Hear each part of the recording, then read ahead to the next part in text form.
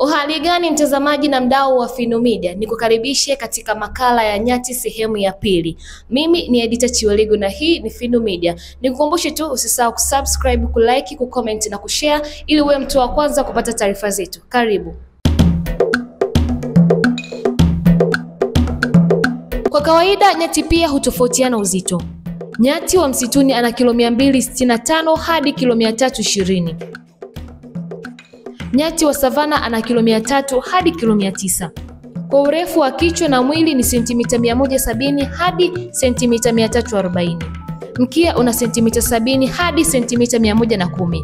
Pia kwa kimo ana kimo sentimita 100 hadi sentimita 170.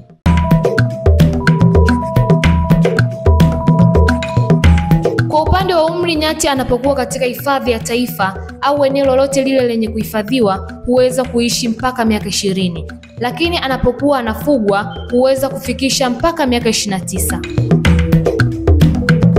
Zifuatazo ni tabia za nyati, na hapa mtazamaji wangu utaweza kujifunza mambo mengi sana kuhusu mnyama nyati.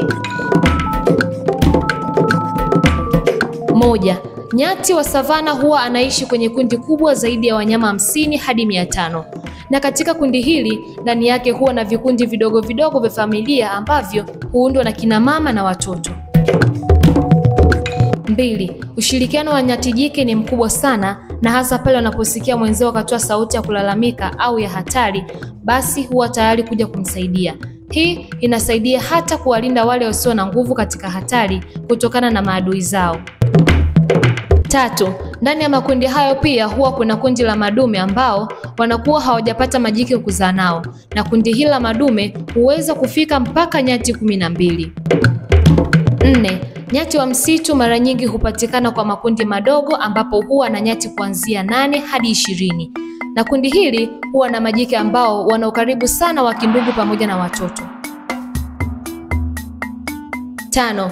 Nyati ni wanyama ambao wana uwezo wa kufanya shughuli zao mchana na usiku, kwa sababu wana uwezo wa kuona angalau umbali mdogo wakati wa usiku. 6. Nyati hutumia masaa 18 kwa siku akiwa anakula, na wakati huo kundi likiwa linatembea kutoka sehemu moja kwenda sehemu nyingine.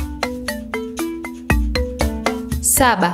Nyati huhitaji kunywa maji kila siku, na mara nyingi wanyama hawa wanapatikana maeneo ambayo upatikanaji wa maji unakuwa ni rahisi sana, na mara nyingi hunywa maji wakati wa asubuhi. 8. Panapokuwa na shida ya maji, nyati hujikusanya pamoja maeneo ambayo umbali wa maji ni mfupi kutoka chini ya ardhi, kisha kuanza kupiga miguu yao chini kwa kushirikiana, na hatimaye kutengeneza shimo mpaka maji ambapo yanatokea, na hatimaye kuanza kunywa. 9. Kupendelea sana kuoga kwenye matope, na hali hii ni kwa sababu wanaondoa wadudu mwilini, lakini pia kupunguza joto hasa kipindi cha jua kali.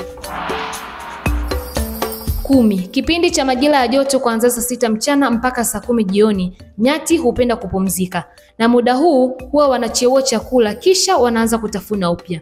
Mara nyingi hupumzika maeneo yenye jua na sio kimvulini. 11. Katika maeneo ambayo yamevamiwa sana na binadamu, nyati hupenda sana kula wakati wa usiku, na hii ni kuepusha hatari ya kutosumbuliwa na binadamu wanapokuwa wanakula.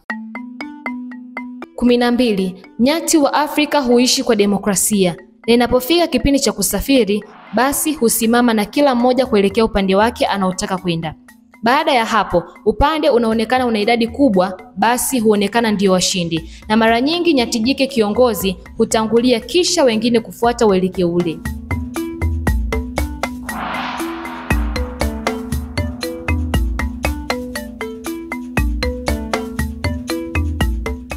Mtazamaji wangu wa Fino Media, usikose sehemu ya 3 ya makala hii kuhusu mnyama nyati. Usiache kusubscribe, kulike, kucomment na kushare ili uzidi kuwa wa kwanza kupata taarifa zetu kupitia hapa Fino Media. Langu jina ni Edita Chiweligo, msimuliaji wako na mwandaji wako wa makala hii. Tukutane sehemu ya 3 ya makala hii ya nyati.